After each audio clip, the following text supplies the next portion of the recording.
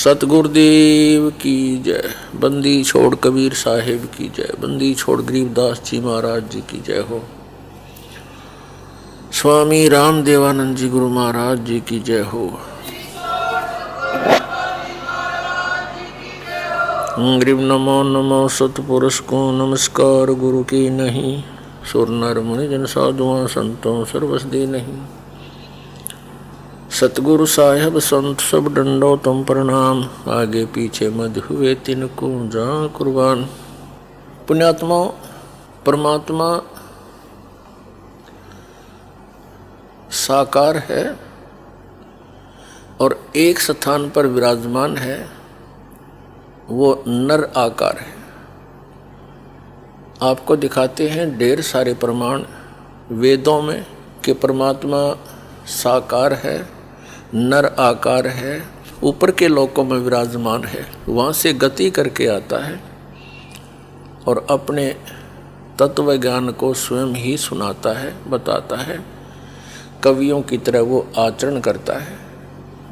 जो ये कहते हैं कि परमात्मा निराकार है और वेदों में निराकार लिखा है, उन्होंने वेदों का कैक है भी पता नहीं। और महर्षि दयानंद पूर्ण रूप से अज्ञानी थे, उनको वेदों का कैक है भी ज्ञान नहीं था। आपके सामने आप ढेर सारे प्रमाण प्रस्तुत करते हैं।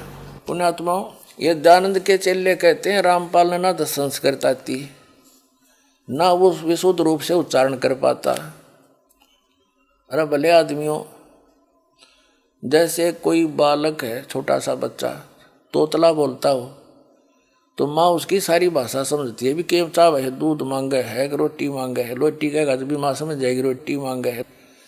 दूध दू करेगा तो भी समझ जाएगी दूध मांगे है। तो नो समझ लो, दास उस परमात्मा का बालक है और मेरा परमात्मा मेरी सारी भाषा समझता है।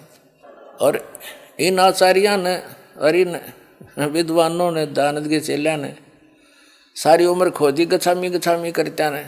और ये दयानंद के चेले नो कहे रामपाल ने वैदिक रीति से वेद नहीं पढ़े, ये दयानंद ने तुमने पढ़ रखे वेद काट दी टाट, ज्ञान भर दिया, कख भी नहीं पता इन लोगों को।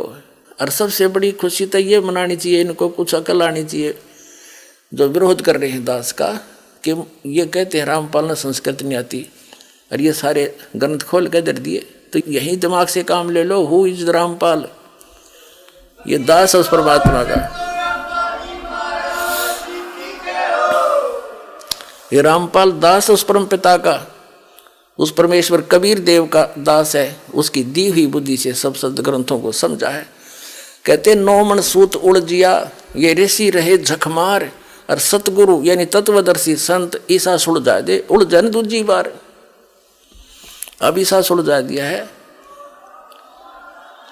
इस कलयुग में नहीं उड़ सकता अभी। अब ये थोड़े से दिन में ये ट्या ट्या करने वाले हैं ना विरोधी, सिर पटक कर बैठ जाएंगे। जनता इन्हें बोलने नहीं देगा। बच्चा बच्चा भी बस चुप हो जाओ, तेरे दिन सुन ली तुम्हारी ये बकवाद।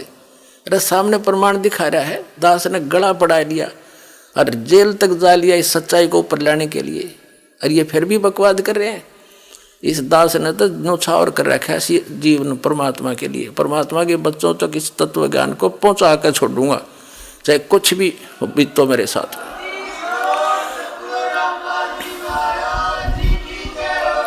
गदर मचा रखे नकली संतों, आचार्यों, शंकराचार्यों ने, दुनिया डबो दी। इतने अनमोल जीवन को नाश करें, इनको पता नहीं कि इतना कीमती जीवन है इनका। और इस सत साधना से इनको यहाँ भी सुख है और वहाँ जाएंगे जहाँ सदा सुखी। जा जाने के बाद फिर साधक कभी लौट कर नहीं आता। तो महर्षि दयानंद और अन्य जितने भी महापुरुष हुए हैं, जो अध्यात्म मार्ग में आगे बढ़ने की जिन्होंने चेष्टा की है, वे सभी पुण्यकर्मी प्राणी होते हैं, परमात्मा के लिए तड़फ रहे होते हैं। और उसी तरफ में ये महापुरुष इधर उधर जाते हैं। उनको मालूम होता है, धीरे धीरे ज्ञान होता है एक दूसरे से सुनकर, कि परमात्मा की जानकारी तत्वदर्शी संत बताया करते हैं। तो संतों की खोज में सभी महापुरुष निकल पड़ते हैं। पुण्यात्माएं जितनी भी हैं वो भगवान की भक्ति बिना नहीं रह सकते। उसके लिए वो संतों के पास जाते हैं। उनका सौभाग्य और दुर्भाग्य साथ होता है। उनको जैसे संत मिलते हैं वो उनको परम संत मानकर आश्रित हो जाते हैं। उनके द्वारा प्राप्त ज्ञान पर वो दृढ़ होकर लग जाते हैं।